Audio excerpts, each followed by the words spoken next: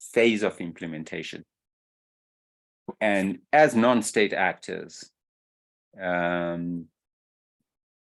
do we create a space that we can not just be recognized, but that we actually are part of the process of defining the national agenda, and that we have very specific roles in the implementation of this GBF, and that more importantly, that there are resources for this implementation, because one of the biggest problems has been the lack of resources for non-state actors, and that most of the times, those that are actually involved in biodiversity, conservation, sustainable use, don't actually receive this funding.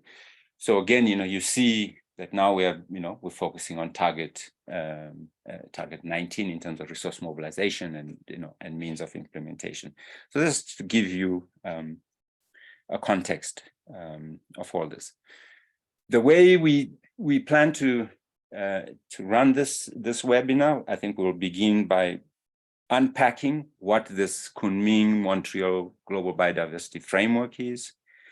Why is it important to the world, but also more specifically, to Africa? So we want, at the end of the day, when we're talking about implementation is very, with respect to biodiversity, is very context specific. So we want to understand that a little bit. We also want to have a sense of how implementation will be driven and how non-state actors can actually contribute, not just to be acknowledged, but actually a part of the discussions and shaping the national biodiversity strategic action plans that are going to be critical with respect to implementation. We have two panelists that are going to help us to navigate these issues. And then also when we start to look at these two targets, we couldn't have asked for better panelists than we have in the name of Lucy Mulinkei and David Obura. Both these individuals have been very, very actively engaged in the entire process of the CBD negotiations, and they bring different perspectives. Lucy is the Executive Director of Indigenous Information Network. She also co-chairs the International Indigenous Forum on Biodiversity, which is the official IPLC constituency to the CBD. So this is really important. So this forum brings together representatives from indigenous governments, indigenous non-governmental organizations, and indigenous scholars and activists that were all involved in shaping the CBD Global Biodiversity Framework and the whole policy-making process. Lucy is also very active in the climate change negotiations. And we know that this is really important given the nexus between climate change and biodiversity. So really, I think that one of the most important constituencies has been the IPLCs. And the CBD has been recognized even by the United Nations Forum on Convention on Climate Change, that it's been very progressive in creating a space for IPLCs. CITES as well is way behind the CBD in terms of creating a space for IPLCs. So this is really because of the good work and the consistent campaigning and activism of this particular constituency that Lucy has been leading. So we welcome Lucy and we really thank you for being available. We appreciate that. David is the Executive Director of CODIO East Africa, and David for a long time has been a very strong advocate of this bottom-up approach in terms of sustainable use of biodiversity, its management, the linkage to the SDGs, as well as promoting the whole approach of shared earth, shared ocean approach, which is really important that these are shared spaces. and that we can go from pristine spaces, and on the other end of the spectrum, we can have highly modified ecosystems, and that there are many opportunities along this continuum in terms of how we manage biodiversity. David has been really critical. I mean, most of us have a very terrestrial-centric approach to biodiversity, and David has always been there to remind us that 2/3 of the Earth is under the oceans, and that this is a critical ecosystem, and that we really need to ensure that when we talk about biodiversity, we're not just talking about terrestrial biodiversity, but also that we include the oceans. So he has worked extensively with coastal communities, and he's been, as I mentioned, very active as well in the CBD negotiations, providing technical support to the AGN, the African Group of Negotiators. And he has published extensively, and a lot of his publications have been critical in bringing an African perspective into these negotiations. So these are the two panelists that are going to help us to unpack many of these issues. So I want to thank David and Lucy for being here and helping us to discuss these important issues. So we kind of see that we'll approach this webinar in two ways. So the first part, I think, will be sort of more general, where we are really looking at, what is the Kunming-Montreal Global Biodiversity Framework. And we'll start to look at why is it important to the world? Why is it important to Africa?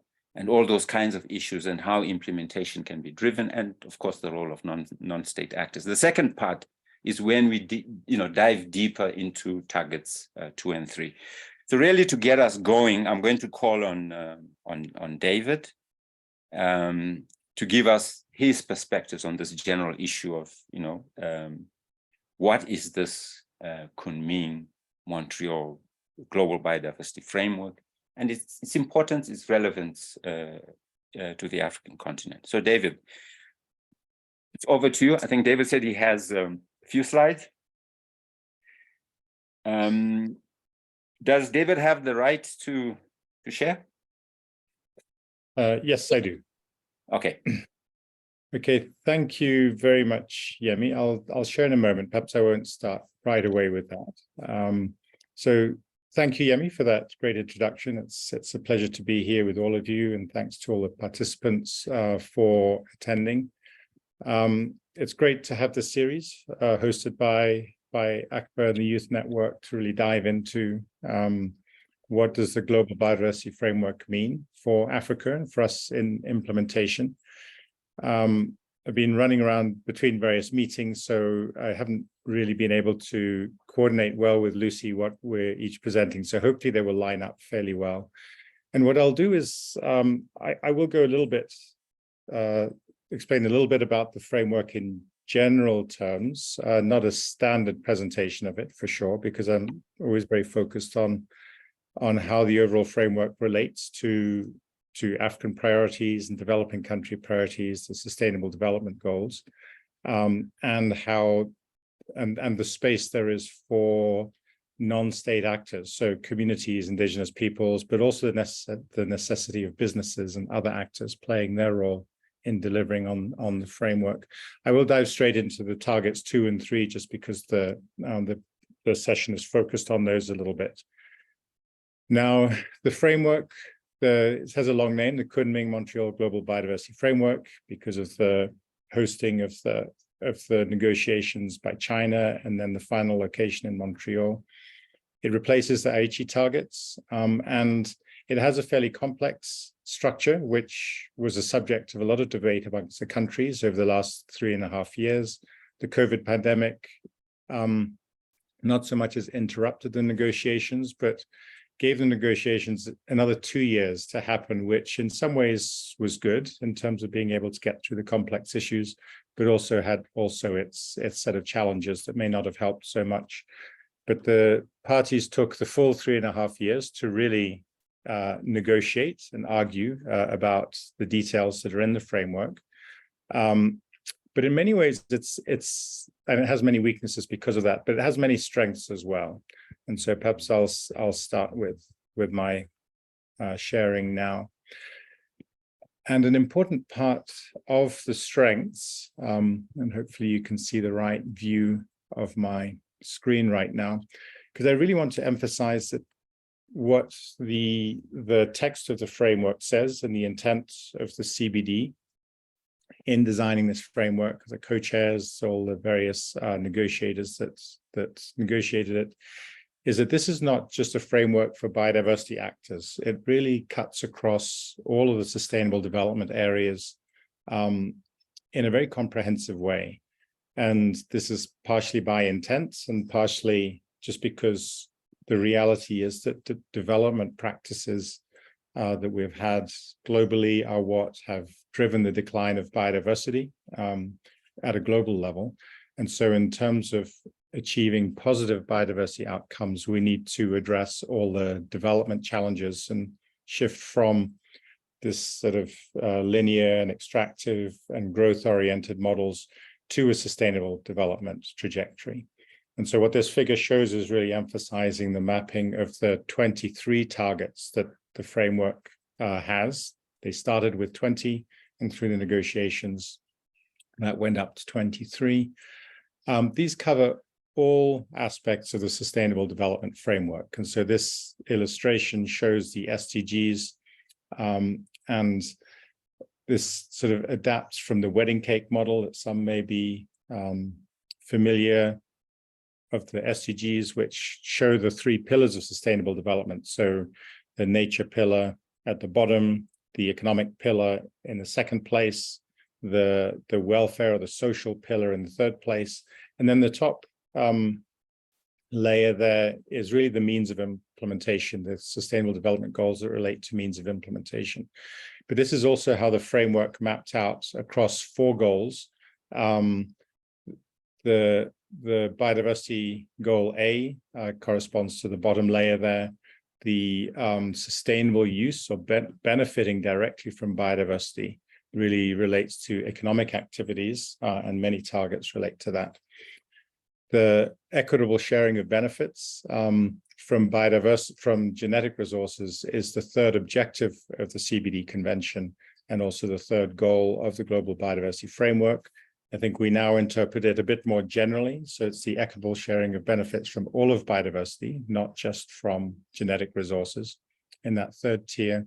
And then goal D is really about making sure that countries invest the right amount of resources that are needed in implementing the framework, because this is very much a weakness of the Aichi targets, and that corresponds to the means of implementation and some of those SDGs at the top there. So I think it's really important to see the Global Biodiversity Framework, as Yemi mentioned, is not just a framework for biodiversity actors for the CBD. It's really supposed to apply across the entire United Nations framework and all the various institutions, global institutions that there are. And when you come down into national contexts, you can replace those UN institutions and sectors and actors with ministries that are responsible in each of these sectors. And the important thing there is that different targets of the biodiversity framework are really under the jurisdiction or the mandates of different ministries within countries. So the ministries of agriculture or of fisheries or of economic development or of health and so on.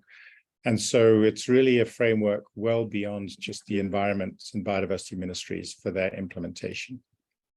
So I just want to make this general point here before diving into this focus of this seminar, which is really on targets 2 and 3.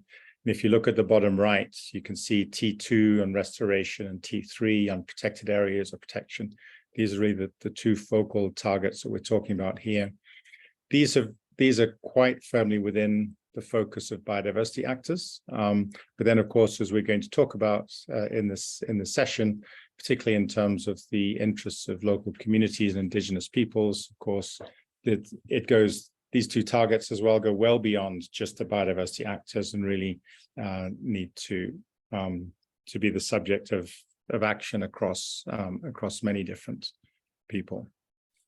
So I will, the next slide, if I can move it forward, I'll just quickly emphasize these two targets that we're talking about here, and hopefully this will be useful preparation for some of the later discussions. So target 2 is the one on restoration. I've tried to highlight in bold here. This is the text of the target. There are two main parts to this. One is that the country's decided to use this figure of 30% of areas that are degraded should be under restoration by 2030. This goes across all ecosystems. So the country's listed terrestrial, inland water, coastal, and marine systems. So 30% of degraded systems should be under effective restoration. Of course, it takes longer than from now to 2030 for full restoration to happen. So this means that it needs to be initiated across these areas. And the goal of restoration can be quite diverse. So to enhance biodiversity, so that's to improve the state of nature, but then also restoration to improve ecosystem functions and services. And so there's the benefits that we derive from nature, as well as ecological integrity and connectivity. I'll show just a quick figure here that I was involved in a scientific group pulling in sort of scientific syntheses into the negotiations process for the Global Biodiversity Framework. And this is one of the figures, the summary figures that we prepared here. So the goal of restoration is so you can have here, the illustration shows natural ecosystems in green, dark green, and degraded natural systems in light green. You can also have transformed ecosystems, so agricultural and other systems that are no longer in their natural state, but they might be highly functional. They might have high levels of integrity. They're just not the natural system anymore. And you can have degraded, transformed ecosystems as well. And the arrows of different colors there show different types of restoration that could be undertaken under this target to either improve the integrity of degraded natural ecosystems or to return transformed ecosystems to a natural state. Or in the bottom, that light orange arrow is to improve the function of degraded transformed ecosystems, perhaps where you've had intensive agriculture or pastoralism or other uses, and we will still have heavy use of those areas, but at a much greater level of ecosystem integrity, so that the functions are much better, biodiversity is restored to a certain degree, and people's livelihoods are much more secure in those areas. So the restoration target is very important for Africa, I believe. We do have many degraded landscapes and freshwaterscapes in particular, also seascapes. And it's an area of particular importance to understand how best to invest in restoration that is relevant locally, that meets people's needs locally, is consistent with local cultures and interests and priorities, and so on. I'm sure we'll get into some of those discussions. Target 3 is very complex. This is perhaps, the target that created the largest amount of discussion in the negotiations of the framework.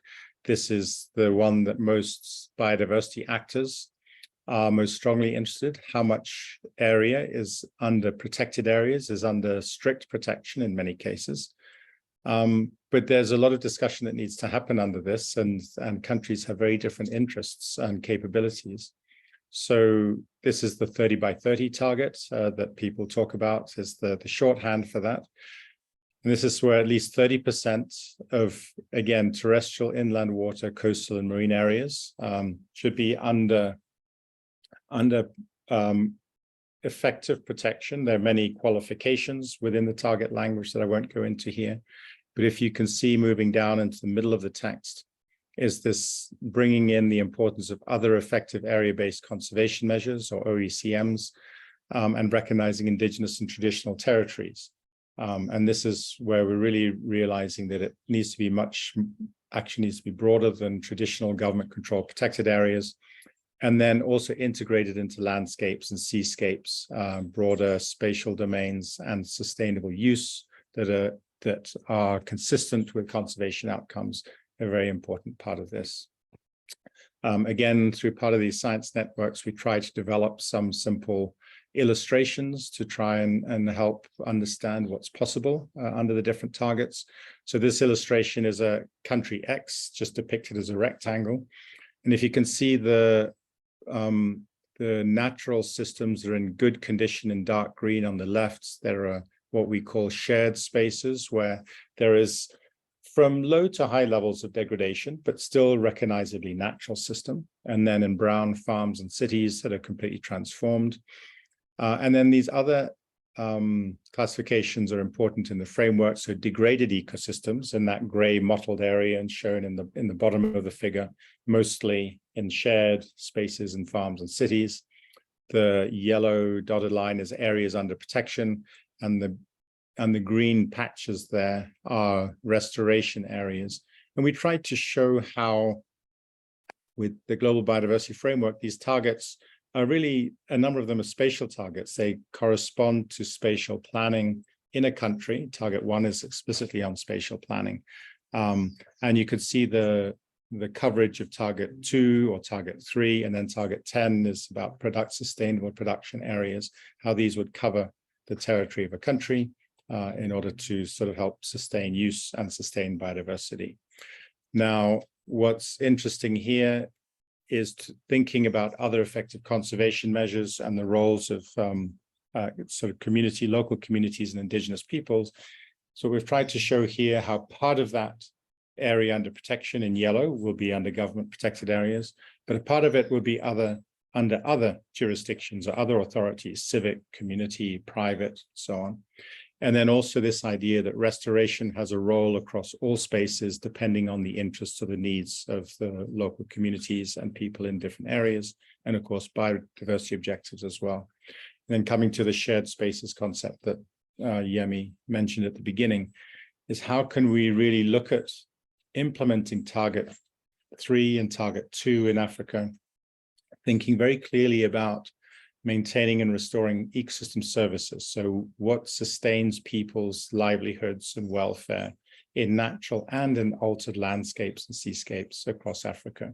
There's new guidance coming out now from various sciences that across all landscapes, at a square kilometer scale, if you have 20% under semi-natural habitat, so it doesn't have to be completely natural, intact, pristine habitat, but high function semi-natural habitat, you can sustain the needs of people from natural functions that can be related to water, water harvesting, it can be pollination for crops, can be for medicinal substances, can be for recreational aspects as well, but it has to be at the kilometer scale, so down to local scales.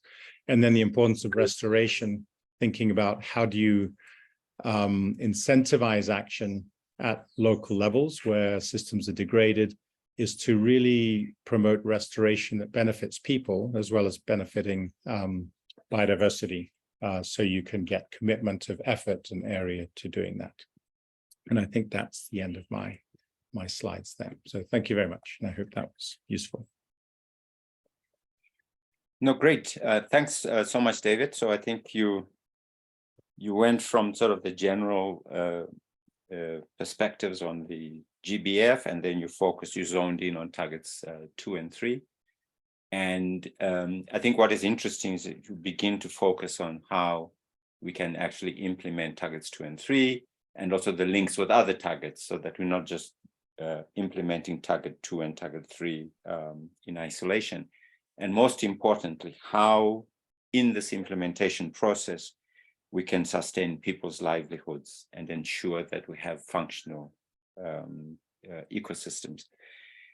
So David, just before we get to Lucy to chime in on this issue, you mentioned that this was one of, was a contentious, especially target 3 was very contentious and consumed a lot of gigabytes of intellectual capacity. So what do you see as the main challenges as we move into the implementation space with the implementation of these two? And so as non-state actors, what is it that we can do in order to ensure that the implementation of these two particular targets addresses those issues of livelihoods, functional ecosystems, and the whole issue of fair and equitable benefits sharing, et cetera, and how do we position ourselves? How do we create the space as non-state actors to be able to influence that the implementation of those targets actually delivers on those particular issues? Thanks, Yemi. I mean, that's a very complex question that you've set up there, but I think there are two parts of it. So one, I think, is as you mentioned at the beginning with the shared spaces concept, is that bringing these global targets down into local implementation, so bottom-up approach. It's all very well understanding what the global target is, and there's a lot of science that goes into identifying that. But it can't be mandated from above. These things have to be aggregated from below. All actions or all success happens locally, whether it's in conservation or changing practices and so on. So how do we get the right level of consultation and information and agency to local areas to really have an informed debate locally? And it doesn't mean everybody gets what they want locally. I mean, we're on a fixed planet. We still have to work out many trade-offs, but we have to have that discussion locally, and we have to really empower our local actors to discuss, make decisions, and then make the whole process accountable. So at the local level, but also support from national and other areas. And then the second, I think the critical part of that is what's in it for people. What does it mean to improve the state of nature in local places, or to secure, intact natural systems where they are? What are their values? How do you measure those values? How do you measure who benefits and quantify the complex set of values that there are? And so, of course, as biodiversity scientists, we measure biodiversity, but we need to be much better at measuring the benefits from that biodiversity and over what spatial scales do those benefits accrue. And then based on an understanding of the global system, how do we make sure that those benefits are reflected in the monetary and the incentive system that we have? At the moment, it's very much oriented around money. So how do we make the money walk the talk with what's real for people and for biodiversity on the ground? And so if you're going to protect spaces, how do you make sure there's enough resources to do that?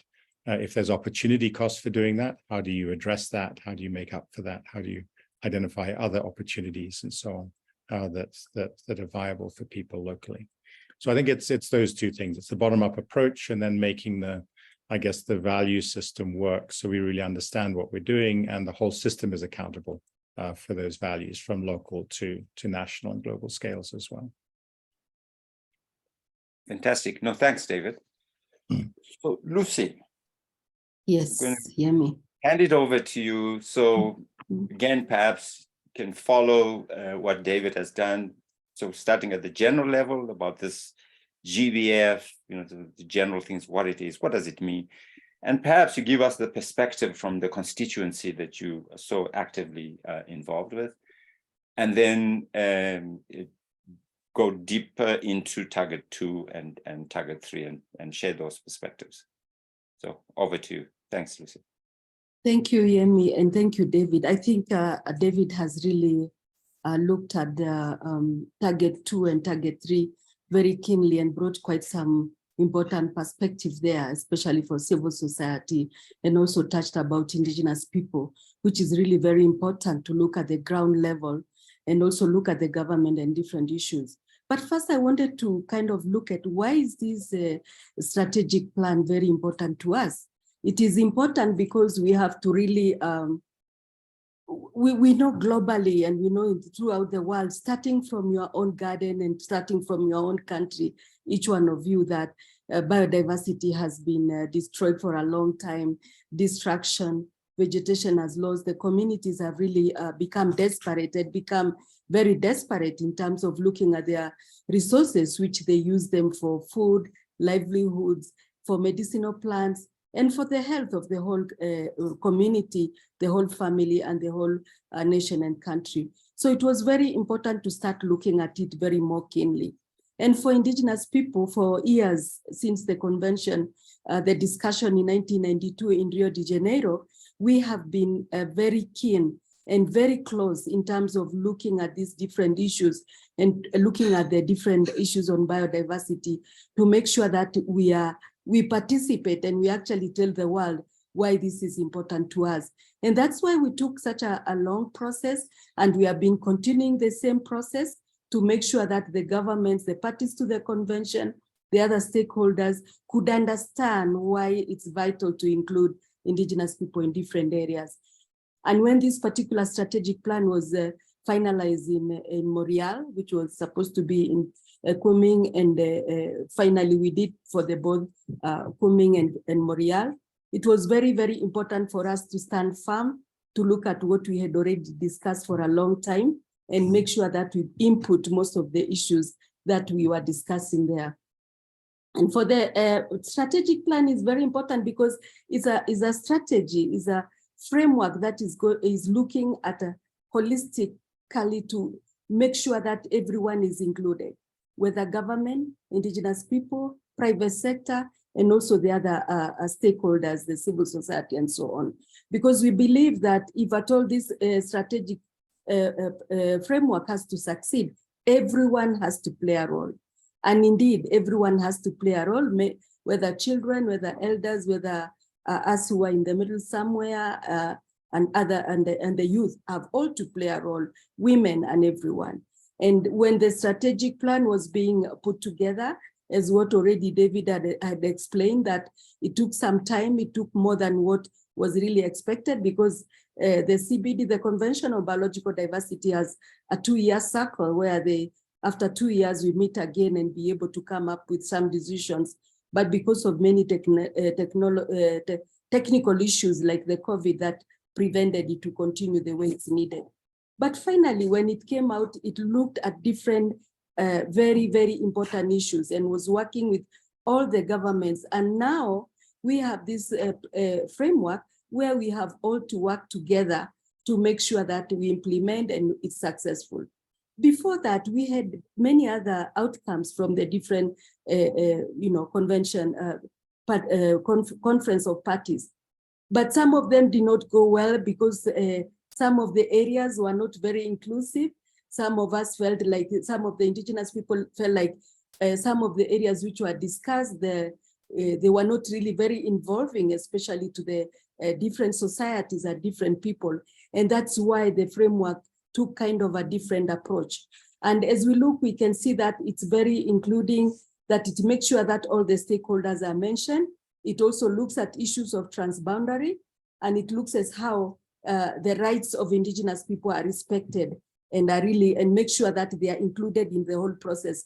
Why is that Indigenous peoples and local communities are very special?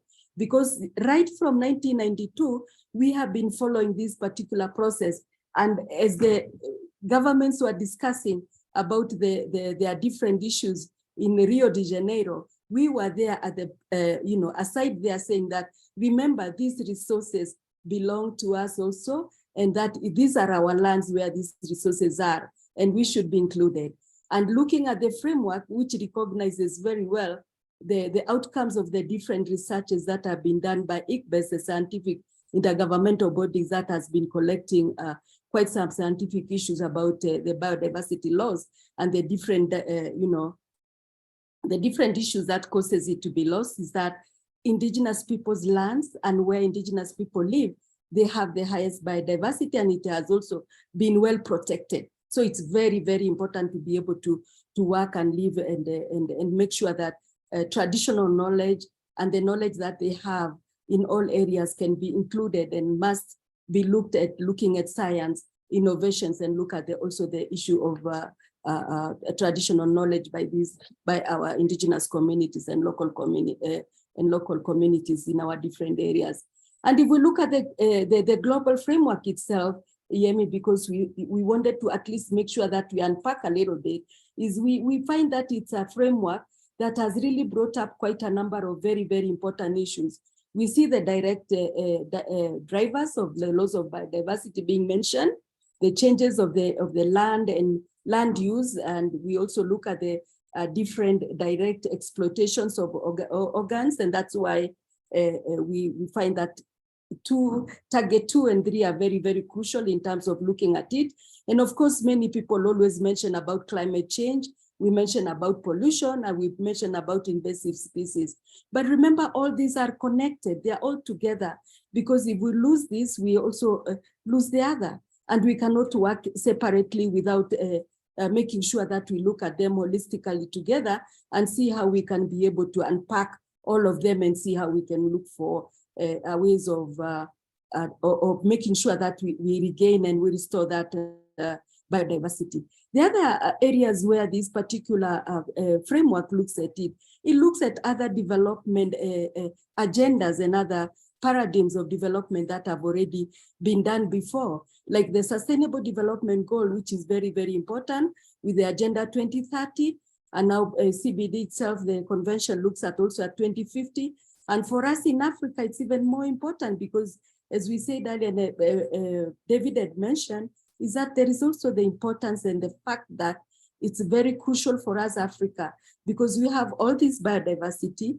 Most of our countries are mega diverse countries when you look at biodiversity. So it's very crucial that we may be able to see how we can protect and work together as a continent, as different countries, as communities, as government, to make sure that we really make use of relating what we are talking about in the biodiversity and relating to a different agenda, Agenda 2063 for the AU and all other stakeholders who have got different agendas, which are very important for our development.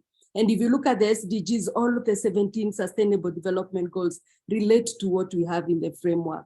It's also very important to see how the framework, as I said earlier, is really very involving in terms of looking at issues of political awareness, in terms of that we need a political will to be able to implement this framework. But why do we need this political will? Because as mentioned earlier, and David was talking about the targets, we also need to look at issues of finance. And we want to look at the different countries taking this framework, domesticating it and taking it to their country and look at different goals and different targets that have been there. Even the target 2 and 3, they have to look at it differently, because you could see at the Montreal that the government's different, parties to the convention have different issues and they are different way of defining different things. But for us, for Indigenous people, we are saying the fact is we have to make sure that there is recognition and the rights of Indigenous people have to be put in place and be recognized. And that's why in the framework, at one point, you'll also find that we are referring to the UN Declaration on Indigenous Peoples, which is very, very crucial, that we don't want to be left out. We want everyone, and especially us as Indigenous people, the way we have been doing our work in terms of conservation, in terms of looking at our traditional knowledge and respecting all the processes of conservation to be really looked at it very keenly, and the governments have to recognize that. The framework is also very important because it looks at different areas, especially when you look at the national circumstances, priorities, capabilities, the rights to development, as I've mentioned, human rights approach, which is for us Indigenous people, even looking at target 2 and 3, we all the time look at these targets, not only 2 and 3, but we also look at the different targets and look at the issue of human rights approach as a very critical way, because with the human rights approach, everyone is included, and we make sure that we also contribute a lot and be recognized, the rights of Indigenous people being recognized. And the framework also looks at the different multilateral agreements, which is very important. It also looks at different conventions and look at them collectively and see how they are related in terms of looking at this strategic plan. Yemi had already mentioned about climate change. We have the climate change. We have, for Africa, you know very well that the UN Convention on Desertification is very important. The other, of course, other convention, the Ramsar CITES and others, the chemicals, the Mercury Convention and others are very, very important in terms of looking at the framework and biodiversity conservation, because they are all related, they impact on each other. And that's why for us, we find that all the issues that were brought up and the relationship between the different convention is very, very important. And also the good thing, Indigenous people, we've been also looking at beyond what was there before, what had happened, and how did the whole journey, how did we move along through the journey? And that's why like when we see the references of the Rio Declaration is very important, because and the Paris Declaration, all those are very important to make sure that we include them when we look at it, because we have to keep on referring to them and seeing how we can do our work and how we can take the whole process down to the community level, and how they can relate it very easily to what they have been doing at the ground level.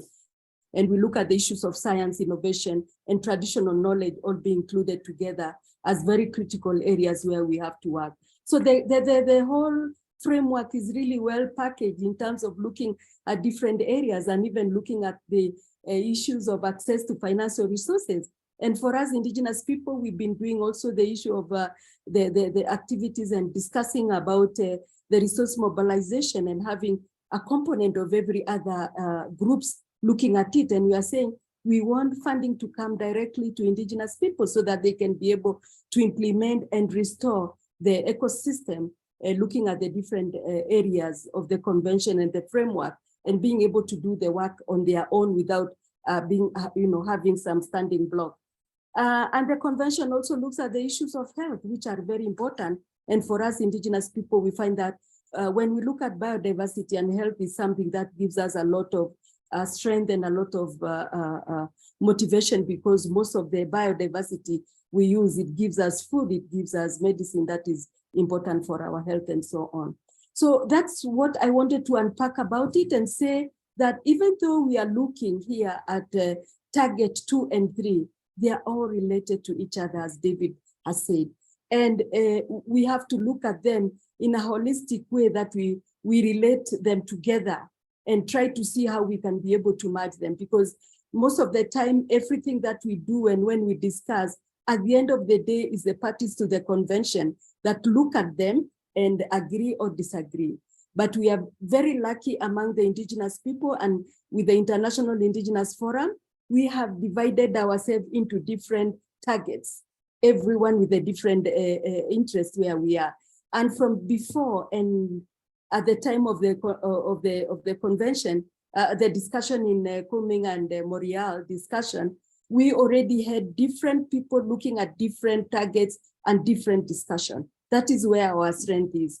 And making sure that what we all recommend each other from different regions, from different people, we recommend and look at it and discuss and be able to share with the parties to the convention and with the secretariat themselves, so that this could be included. And that's why most of the work that we had recommended has also been included here, but we have not stopped there.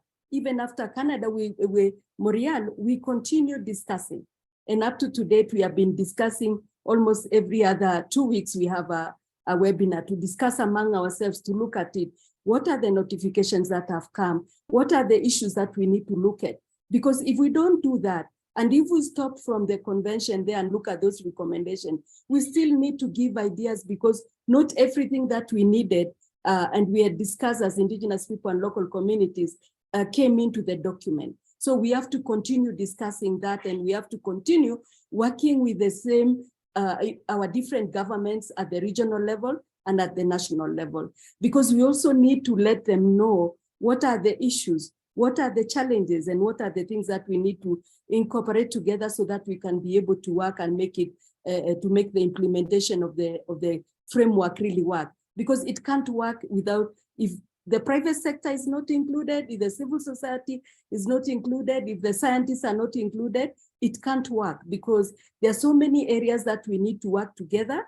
There is so much knowledge that we need to share among ourselves and put it together so that we can make it a success. And that's why the framework looks at it in that way, trying to see how is this going to work, and who is going to play which role. For Indigenous people, when we looked at the target 2 and 3, especially 3, which David really unpacked it very well. He unpacked the targets very well, and also unpacked the other ones very well, was that we need, because we have the land issues, the land and territories, as we always say as Indigenous people, are very, very crucial for us, because that's where Indigenous people have their own economy. That's where they depend on their livelihoods and so on. But most of the time when all these land issues are discussed, when the issues are put in place, when the policies are done, most of the time they are put aside. We are pushed aside, so we are not included, and we don't have many of our issues being taken into consideration. And that's why we were very clever in terms of looking at making sure that we unpack the whole framework and really try to look at those targets very keenly, just like the way we looked at the other when we were doing other processes within the convention, because there are other areas like access and benefit sharing. There is the issue of DSI, the digital sequence, and so on. We were looking at every group was looking at them very keenly and unpacking and bringing the issues on the table so that we can be able to learn and look at them, and the parties also really look at them in concern. Like when the digital sequence, and in terms of looking at the benefit sharing and also bringing out the issues of free and informed consent, FP, which was also a very critical area when we were discussing some of the areas that we really wanted to make sure that we include them in our discussion, and we wanted the framework to also take that into very great consideration. And when we talk about target 330 by 30, we're asking ourselves, do really people know that there are people already who are supposed to be included in terms of the discussions? And that's why Indigenous people, in our different discussion, we brought in also the experts to be able to talk with us, and the key players in 30 by 30 in the areas of protected areas and so on, because as you saw David unpacking, it is quite inclusive. We have waters, we have different areas, marine areas, and so on. And Indigenous people have also been working, even before the Kunming and the Montreal COP, we've been working with the high-level ambitious coalition.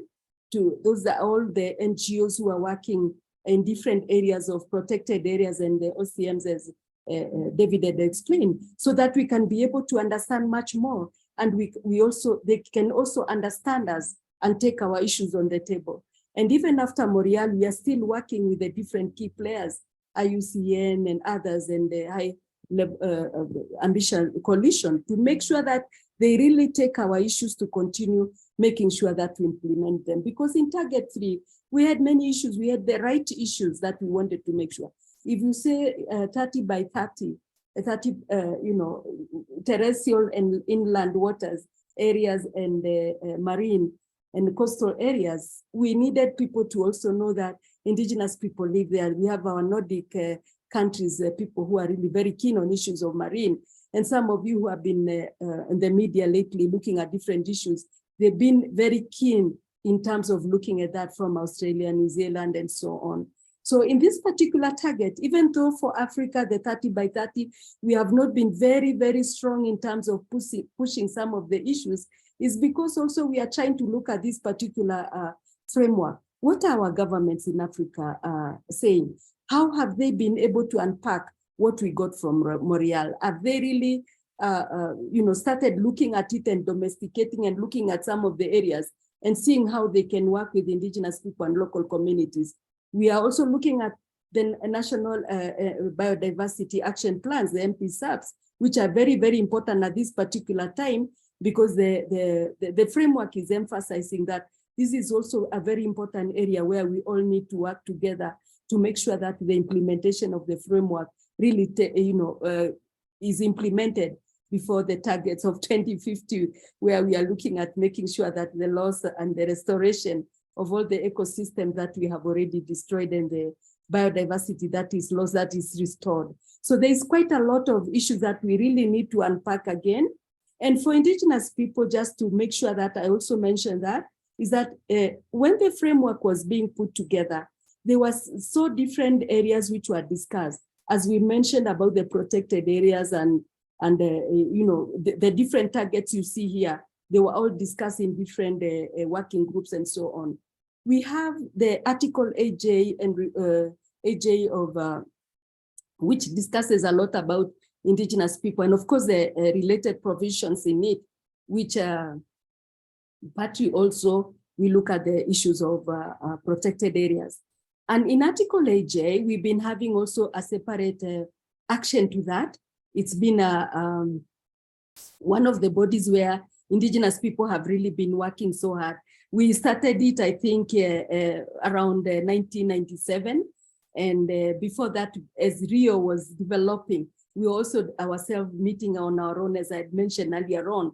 And we were lucky to have come together as Indigenous people from different regions and started working. And by the time it was 1994, and we during the, actually not even 1994, but during the second and third conference of parties, we had discussed that and wanted to have a body together, a body that can be able to bring our voices louder than the way we are. And we wanted the convention to, the conference of parties to also make sure that they look at us as a different, advisory body that we can be able to work together and bring some advice to the convention. And from conference of parties 4 to 5, where the body was already approved, and the forum, we formed the forum of International Indigenous Forum on Biodiversity. We also were able to have the Indigenous Women and Biodiversity Network. And we have continued from that time, making sure we work as a collective kind of body together and have our co-chairs. We have ways of discussing. We have different experts because we have lawyers who are Indigenous people. We have economists, and we have different people. So we work together and bring our strength together and make sure that the issues we don't understand, we work them together and be able to share with the rest of the colleagues down at the regional level, national level, up to the local level. And we also carry every issues from the local to the national, to the regional, and to the international. So that's where we have had quite a good strength. And up to date, where we are talking today, we keep on working on the framework. We have not done with it yet, because the implementation is very, very crucial. And we have to make sure that we are united and we are working together and working with other partners. The partnership is very crucial for us Indigenous people. And that's why we are all connected with you, with ACBA, and with the other NGOs to make sure that we also understand what we are submitting and what we are giving, and we see how we can put our strength together. And already we have in Article AJ, we have already submitted our outcomes, our requirement that we wanted to make sure that we have a permanent body that we can continue working as Indigenous people and working with different people. We are also looking at the outcomes and the notification out of the Kunming-Montreal Conference of Parties.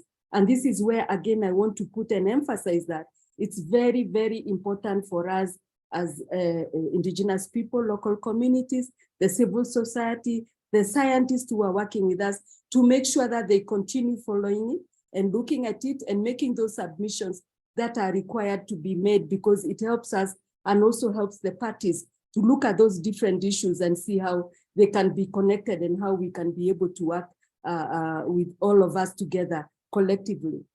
I think I'll stop there for a short while, and then maybe when the questions come, I can also be able to add a bit more of what David has input there. And I also would like David to add in case I have left out of some of the issues that we needed to unpack also when we look at the framework. And I would encourage everyone to really pick up the framework, look at it, and see what you yourself can contribute to that. What is your organization going to contribute? What are the issues that are there? And how can we work together? And how can you be able to also help the communities out there to understand this particular language, which Yemi said could be a complicated language, but can also be very simplified for Indigenous peoples and local communities, because these are the terms, they have their own language, they have their own knowledge.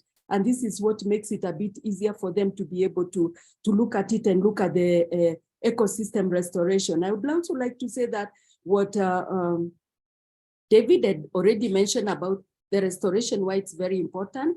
and say that the UN ecosystem restoration has really been also very inclusive in terms of welcoming everyone. And I think ACBA has also been doing very well in looking at the restore and bringing the whole information and awareness to the different communities and to the different key players, so that we can include our communities and they can continue restoring and continue looking at how they can restore their lost biodiversity, their lost seeds, their lost medicinal plants, as you see behind me. And this is something we can all do together and be able to share and see how we can be able to advance and make sure that we restore all our lost biodiversity. Thank you, Yemi, and I'm here and ready to continue after a short while. Fantastic. Thank you so much. Lucy, I can feel the passion, as you speak. And I mean, clearly what I'm hearing is your group, IPLC constituency, you're very positive, you are engaging, you see this as a journey, not that the Montreal COP15 was not an event, it's part of the journey, and that you're continuing with this journey in terms of your engagement and so on, which is really fantastic. And that communication is very important. You have to continuously engage with the different actors, with state parties, so that you're always positioning yourselves to be relevant as we move forward with implementation. And you're emphasizing all this, the all of society and all of government approach with the implementation, that unless everybody has their hands on deck, we're not going to have a successful implementation of the GBF. So just before I call on some participants to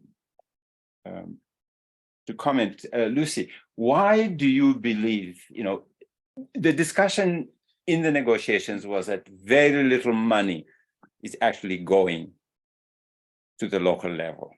That if you look at the global flow of resources, maybe, I don't know, 1% or 1.5% is actually going down to the people that are actively involved in managing biodiversity.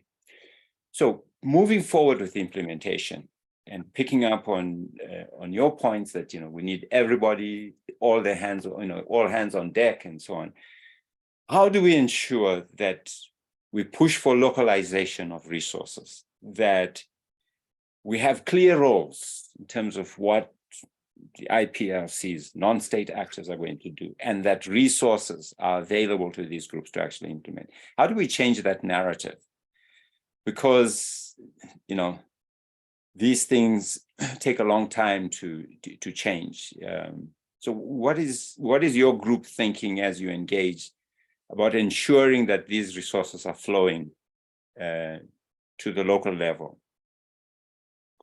Thank you, Yemi. I think for Indigenous people in biodiversity, and also another group that has also been working very closely on climate change, we have been pushing, and we have come up with a white paper to ensure we write something down to share with the parties and the different donors to show the importance of why we need Indigenous people to get financed directly. Because we know that a lot of money has already, a lot of funding has gone out there, but sometimes it doesn't get there, Yemi, and you've really clearly said that. And we know at the same time, Indigenous people have been able to manage some funding on their own, on different activities, on different projects and activities, on human rights, on sustainable development goals, on agriculture, on food production, and so on. So we say there is knowledge, there is capacity there, and Indigenous people can also be able to manage their own funding.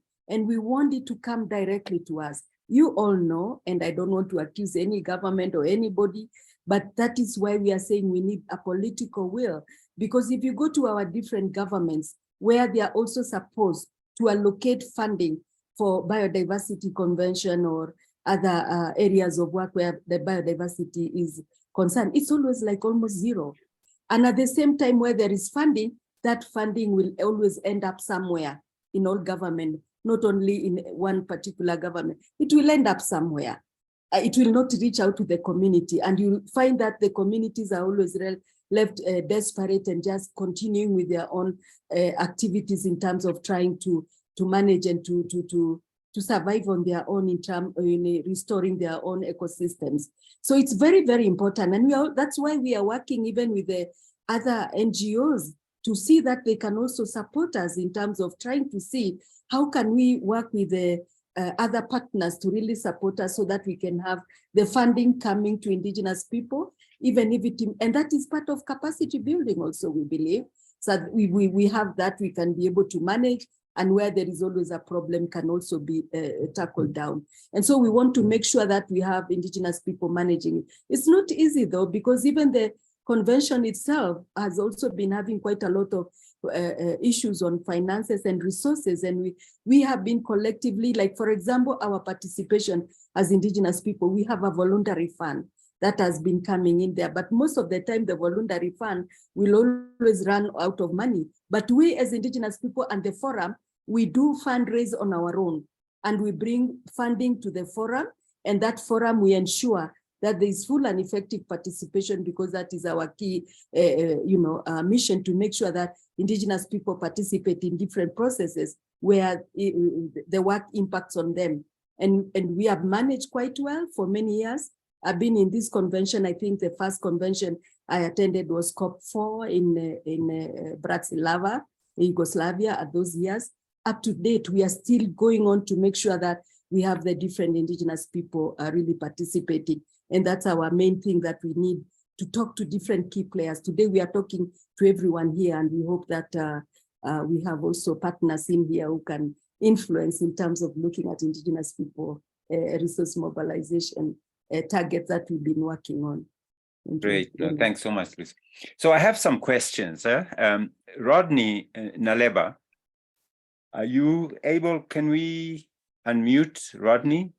Rodney has a question to David. Would you like to pose your question, Rodney?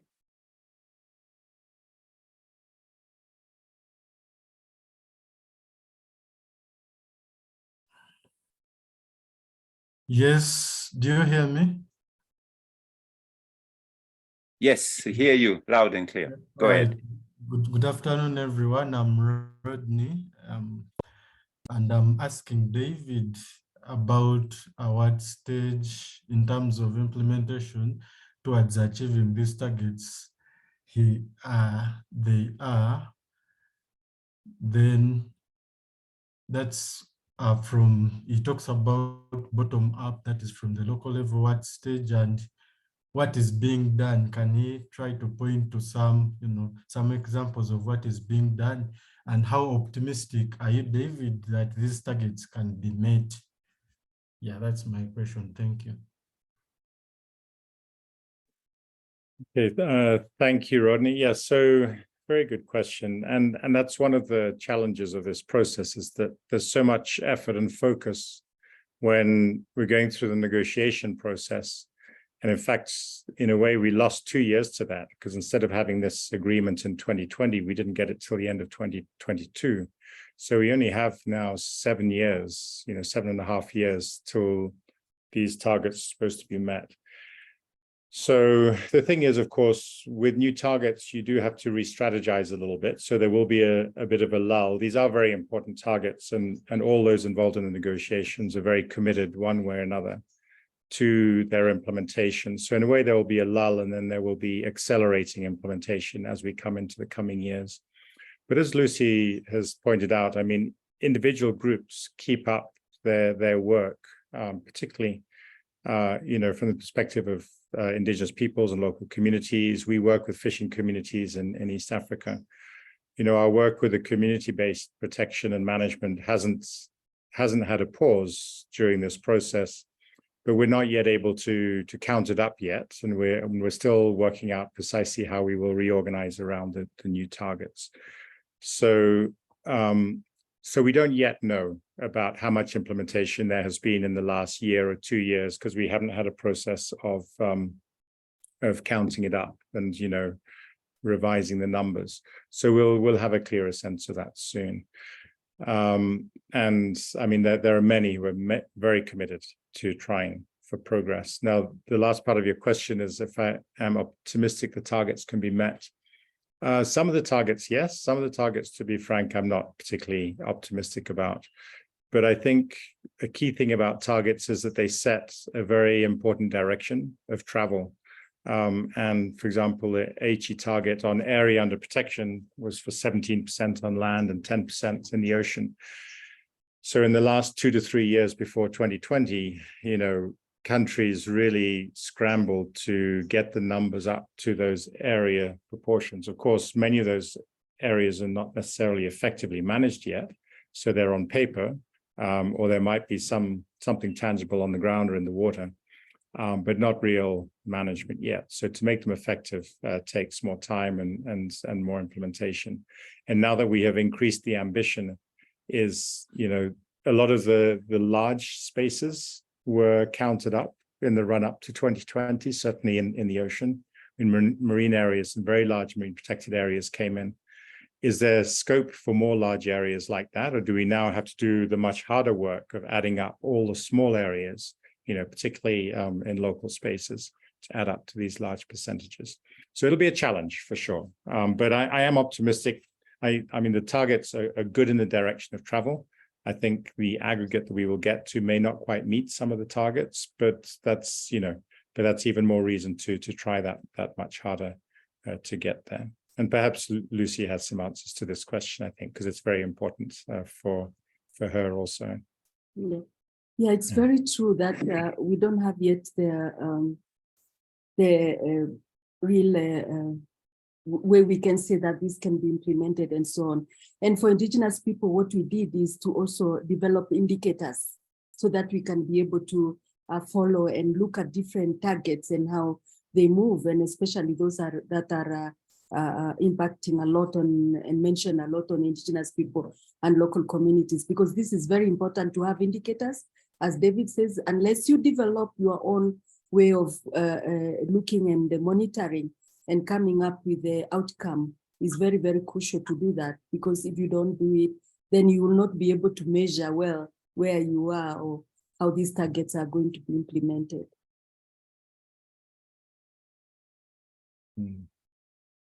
No, great. Thanks, David and Lucy. Then we have, I don't know if, is Patricia Awori, are you still on the call? Because there's a question there. Yes, If so, we can, yeah. Please go ahead. Can you pose your question? Okay. Thank you. Thank you, David. Thank you, Lucy. My question is this. Having listened to the very passionate presentation from Lucy and some observations David made, I'm curious to know what the CBD definition is of IPLCs, and how are the balance of those not covered by these terms classified in this conversation, because I see a lot of work being done by people in silos. And I suppose for achievement, there has to be some kind of bridge that ensures that everyone is somehow talking to each other and in the same language. So that is, this conversation is Africa specific. I'd like to know that. Thank you. David, go ahead first. Well, thanks, Patricia. So yes, that's a really good question, and I asked that question as well in what I'm putting out, particularly from an African perspective. So I don't actually have the CBD definition of Indigenous peoples and local communities in front of me. I'm working a lot with IPBES now. I'm co-leading one of their reports, and I have had a look at the IPBES definitions, and certainly I think Indigenous peoples is quite clear. Local communities is broader, but there is a strong component of identification with a place over at least a certain amount of time, and some sort of longitudinal aspect of relationship with that place that brings it in. But of course, across many of our landscapes, in particular, and seascapes in Africa, people migrate, and there are people who are living off the land and who are very poor and depend on ecosystem services and on nature for their livelihoods. And so I think that this aspect of really addressing human rights in conservation and in sustaining nature is very important. So having that discourse broaden out. So I think that's an important question that you bring up there. I don't think we have nailed that one yet. And I think it's very important for us to have that discussion. And again, we have to have it at the local level. We have to have people being able to say what their interpretation of their rights are as well, and to have some representation that really reflects that. So I think from a sort of a scientist and an expert point of view, I would leave it at that. Yeah, I think, David, you're quite right. It's a question of their own, it's self-determination and also the issue of human rights. And CBD has not identified, or rather defined, Indigenous people in a different way. But as we looked at the Article AJ, which I mentioned earlier, it focused mainly because Indigenous people are those people, of course, related to their land, who have been closer to their land, who are still, leading their own traditional way of life. There are most of that. In other definition, you find that there's also the issue of those who have been marginalized and are still leading a different, a life from those who are main, people in the population in each and every country. There are also minorities most of the time, but the definition it differs from one to the other. And one of the, if I just give examples from Africa instead of defining how it is, especially the people who have been self-identified themselves as Indigenous people, looking at, of course, the issues of human rights and so on, and trying to bring their voice up, are people like the nomadic pastoralists in the larger East Africa, and also in the Sahel, and in some of the areas in sub-Saharan Africa, like the Fulani, the other, the Tuareg, and other Tamalshek, and so on in the northern part of Africa. We also have some of the communities like the San people, whom many years back were called the Bushmen. We have a big family out in Southern Africa. Those are people also who have already been identified themselves and also identified by others. We have the Pygmies in the Congo, the central part of Africa, where we also have the Mbororo pastoralists and so on. And we have the Ogiek in Kenya, and also the Hadzabe in Tanzania, and the other larger pastoralist communities. These are communities who are still attached to, or rather really so close to their land and their traditions and cultures, and do everything that surrounds them, also traditions and cultures around them. And that's why we keep on working with them to make sure that they are recognized as part of the key players when we look at the conservation of biodiversity. We also have other Indigenous people, like the coastal region people who are living around our coast areas and so on, forest area people that we have them, not only in Kenya, in Africa, and also in the other parts of the world. We have Latin America having the bigger number of different Indigenous people who identify themselves out of their long time history and so on. So those are the ones that I can give. And I think David has also clearly talked about the local communities. You can define them at the way you want to define them, because even some countries, even in Africa, they don't recognize these pastoralists and also the hunter-gatherers and other minorities as Indigenous people. They recognize them as local communities. And that, for us in Africa, having worked with quite a number of governments within the region, we really embrace the issue that we have to have local communities included in this particular process, because they are there. They are people who are also having their own traditional way. There is a way they do their own conservation, and that is also very important for the looking at the whole holistic way of looking at the framework, and also the Convention on Biological Diversity, climate change, and other processes when it comes to the environment. And I always tell people, you cannot actually say you are conserving, yet you are not even working with the person next to you, whether you are a pastoralist, and then there is a local community next to you. You have to work together so that you can make the work successful. Thank you. Thank you both. And I'm watching the clock. I think we can take one more. question, Rebecca Ellison. Yes, you so like thank to- you. Yeah, Thank go you ahead. so much for this panel. This has been really excellent. I've learned quite a bit. My question has to do with data collection. And I know that data collection, in terms of being able to measure your targets is absolutely essential. And it varies significantly across countries and across regions.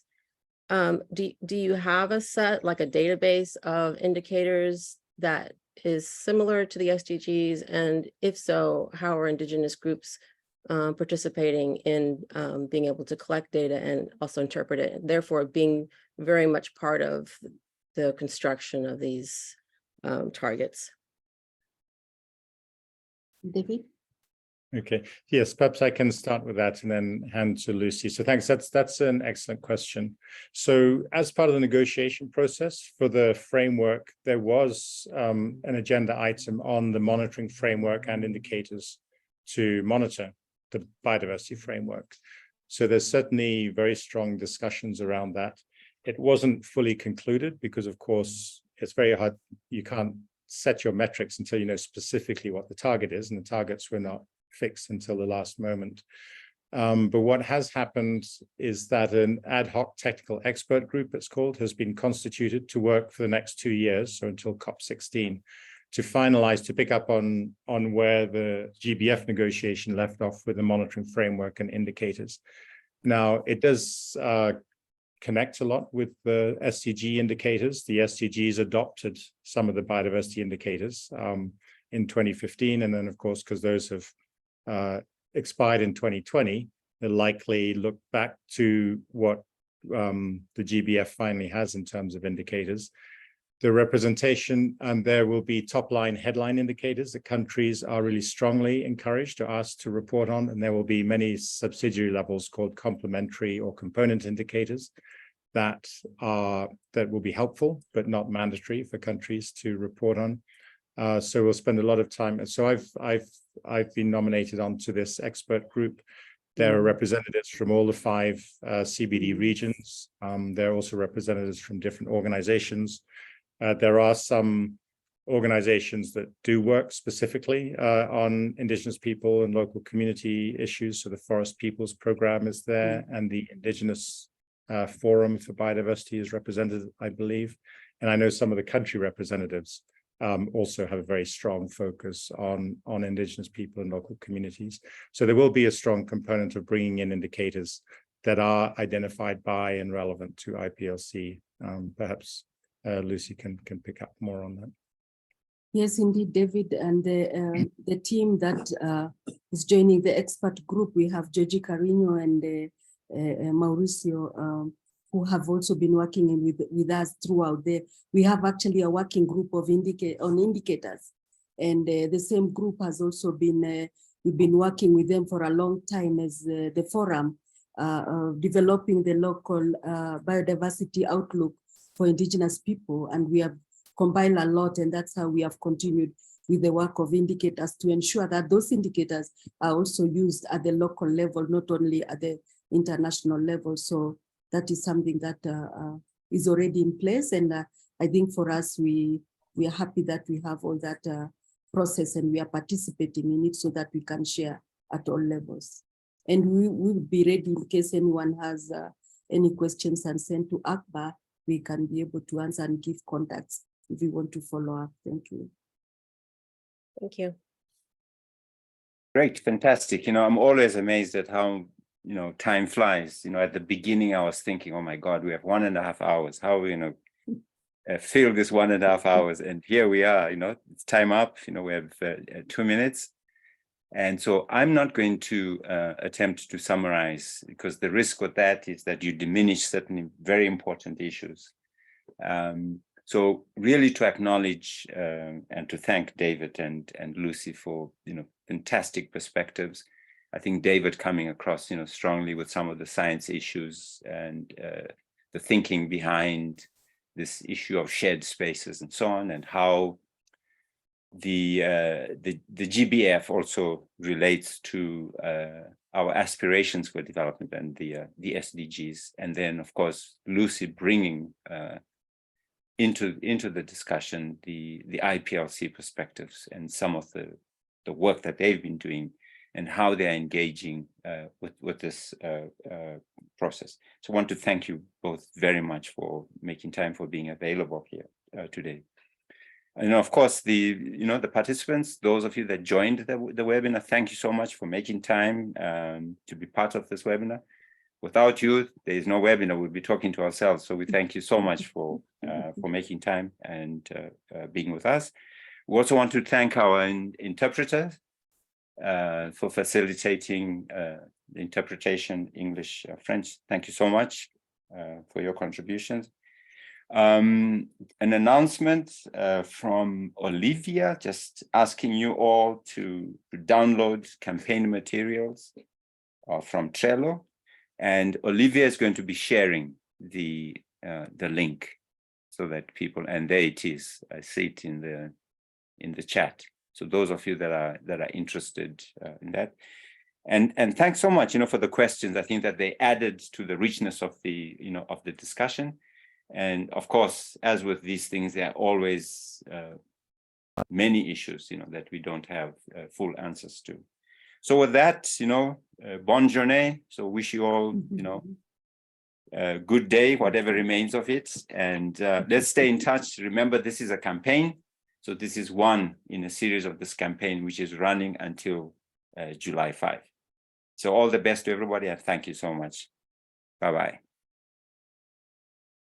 Thank you. Thank you very much, all. everyone. Thank you very much. Thank you. Thank you, David. Thanks, Thank Lucy. you. Have a great day. Thank you, you too.